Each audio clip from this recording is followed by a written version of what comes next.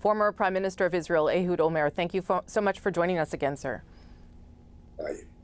I want to start with sort of the latest. There are a senior U.S. official says that Israel has basically accepted a framework for a 6-week ceasefire that would allow for the release of some hostages and for aid to get into Gaza. Hamas apparently has not agreed to all these terms. But how significant would any kind of ceasefire be right now? Well, as long as it will allow us to bring back hostages, it will be very significant. The primary target now that we are aspiring for, particularly in the public opinion, not necessarily the Prime Minister, but the public opinion wants the hostages back. This is the most important thing. We have to have them back every day that they are held there in the tunnels is a major risk to their lives. And so if the framework for the present agreement is 6 weeks ceasefire and the release of 40 or perhaps more of the hostages, this is something that will be welcomed widely by the public opinion in Israel. Yeah. Prime Minister Netanyahu says even if there is a deal, that Israel will still invade Rafah to destroy remaining Hamas battalions. What would the consequences of an Israeli invasion of Rafah be? How concerned are you about that? I'm quite concerned. I'm quite concerned if it will take place. I doubt that it will take place. Netanyahu needs to make statements because while we all want, of course, the hostages back, and I believe that he also wants them back, he wants to maintain his position as Prime Minister perhaps more. And he knows that if he will not at least promise to invade Rafah, he may lose the partners that maintain his coalition. And therefore, he needs to make these statements. Whether in practice he will be able to carry out such an invasion, I doubt very much. I hope that all the powers that be will try to rethink it. The invasion in Rafah may seriously jeopardize the relations between Israel and Egypt. Yeah. I mean, and also the number of civilians that are in Rafah would be, it could be devastating for lives lost. But to go back to Egypt, do you think that Egypt would run the risk of revoking its peace treaty with Israel if there was an invasion? Do you think that that's a possibility?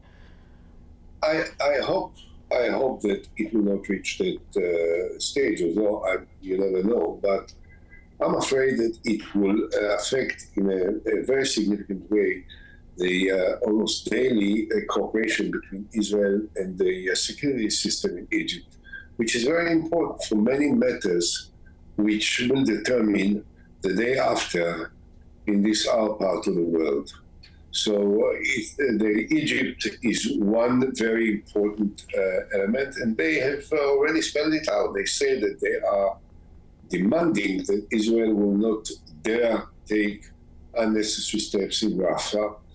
And of course, what you said before, which is enormously significant, we definitely don't want to have civilians being affected and killed as a result of any further military operation in Rafah. People may not necessarily agree with it. I want you to know, and the people in Canada to know, that the effect of the humanitarian crisis that affected the lives of many Israelis, many Israelis, and many Gazans in Gaza is of the utmost importance and sensitivity to the people in Israel. We care about the lives of Israelis, obviously, that were massacred and butchered and beheaded and raped by the Hamas. And we also very much care for the non-necessary suffering of many civilians in Gaza. Do you, I think the last time we spoke was shortly after October 7th, and I wonder now whether you think Benjamin Netanyahu has shown that he is concerned about people living in Gaza, and whether you think he's made mistakes along that way. Look, I don't like Netanyahu. Okay, to start with, for the sake of transparency, I don't like him. I never did. I don't support him. I never did. I hope that he will be fired as soon as possible. I'll do everything in my political power and my influence in Israeli public opinion to make sure that he is removed as soon as possible. I have no doubt that he cares for human lives, both the Israelis, the hostages, and the Gazans. I don't think that he's just completely overlooks the possible human ramifications of what is going on. The problem with Netanyahu is that he seems to care more for his political survivability. And this is something which distresses many Israelis, and unfortunately, and also it affects many outside of the state of Israel who may lose their faith and trust in the moral foundations of our country. And this is something that we can't tolerate.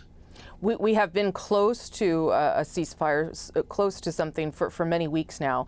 I wonder whether you think Netanyahu is getting in the way of a pause, or where you think the problems lie, and why the world can't get there right now.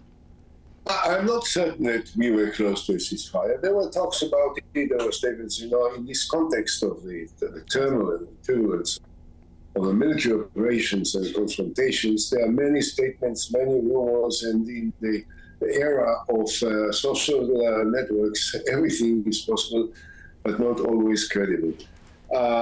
There were maybe some options for a deal to bring back the hostages at a cost that Netanyahu was not prepared to pay. In other words, the question is not a ceasefire as a goal in itself. The main goal for Israel now is to bring back the hostages. If bringing back the hostages requires a ceasefire, a long ceasefire, end of the military operation, it's worth the while if we can bring back all the hostages, the living, hopefully most of them, and those who are not. But they need to be brought back. And the question is whether Netanyahu looks at it in this way, that this is the most important thing, even if it forces Israel to appear as if we have not achieved the ultimate goal, which is to eradicate and annihilate completely the Hamas. I don't think that we can annihilate the Hamas. I think that we have won the war, we defeated them, we have destroyed much of what they had, and I think that the time has come for us to focus on what can save the life of the hostages, even if it means the ending of the military operations. Ehud Olmert, thank you again for making the time for Canada, sir. Appreciate it very much. Thank you, Rosemary.